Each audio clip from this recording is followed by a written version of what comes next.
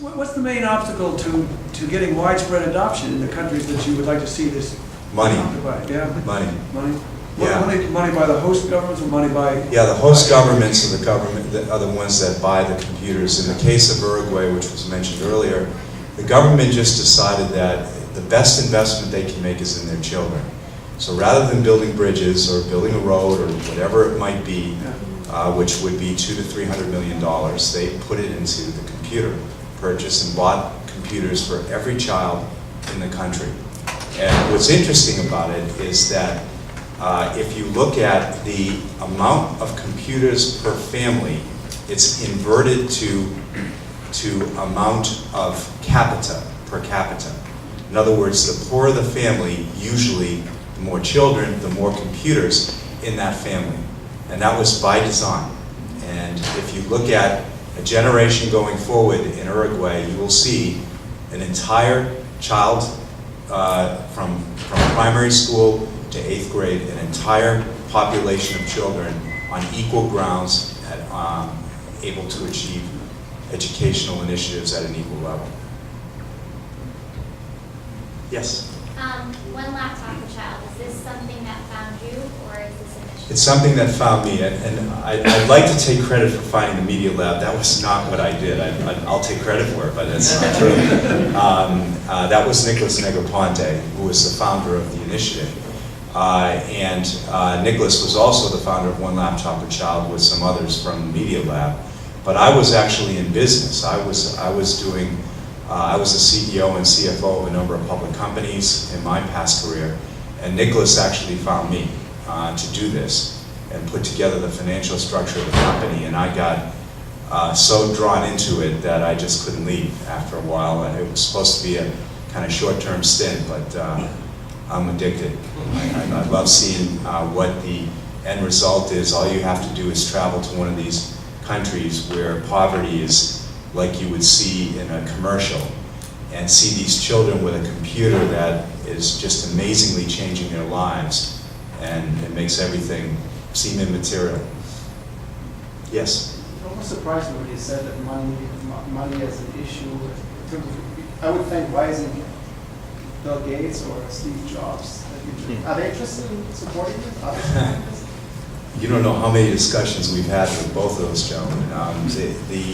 The irony is, you know, there's a lot of, I don't know if you call it confusion, but disagreement on what should be done to educate children.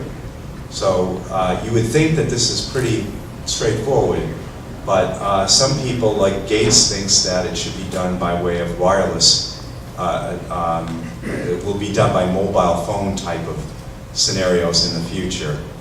He has supported the initiative indirectly through Microsoft, but not at a very high level. And Stephen Jobs, we actually requested him to build the computer at one point along the way, hoping that he would get involved in the project as well, and was not interested, and understandably so. These gentlemen are a part of for-profit organizations. Bill Gates Foundation, of course, being separate here. But any kind of for-profit organization would be confused as to what their mission is to their shareholders if they're doing a non-for-profit initiative like this. So we soon found out, unfortunately, that these companies couldn't help us because of what their mission is, and we had to do it on our own. So we had to find our own manufacturer, we did our own software, we did everything. Everything that's in that computer is done by a non-profit organization.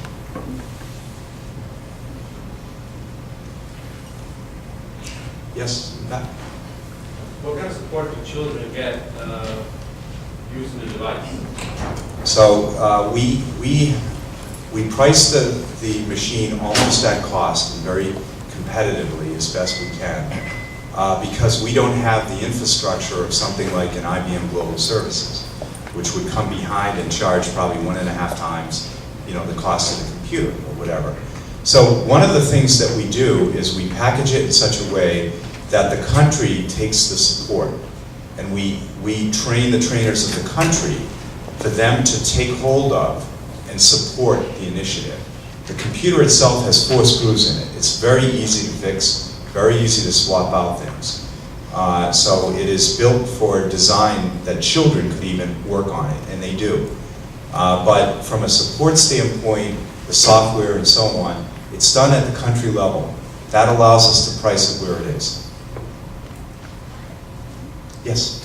What innovations have developed within the context of both your implementation strategy of the computer itself as a result of your interaction with the people in these various countries, including the end users? Has there been any kind of iterative effect in terms of the development of A lot of the iterative effect happens in the area of software. The children actually, there is a program in the computer called Python, which the children can actually program their own applications, and then they share them in the community.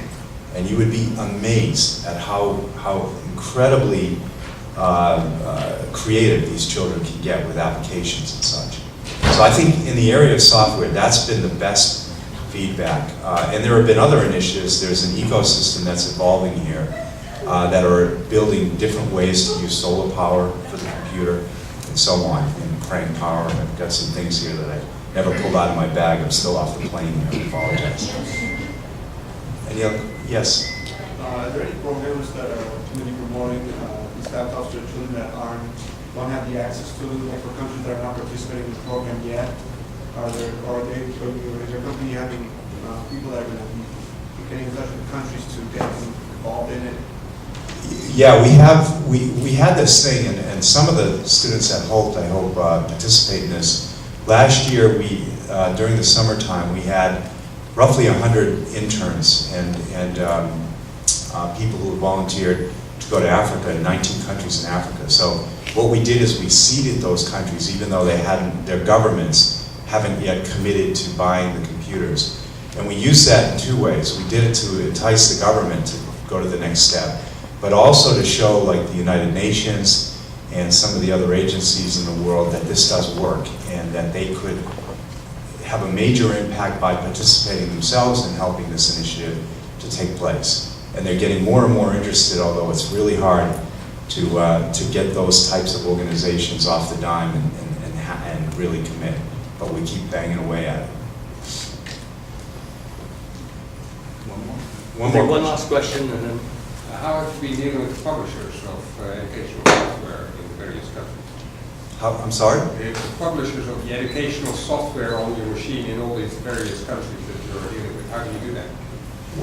The publishers actually don't get really involved in the country themselves. I could give you a quick example. Yesterday, what we met with was a company in Miami that they have converted all of the classic novels to digital in Spanish. And so they gave us, for 40 cents a machine, 100 of the classics, like the Iliad and Odyssey and all those, that are digitized on the machine for the children now. And that publisher, would normally have charged $200 plus whatever for the digital version. So there are people participating in a great way.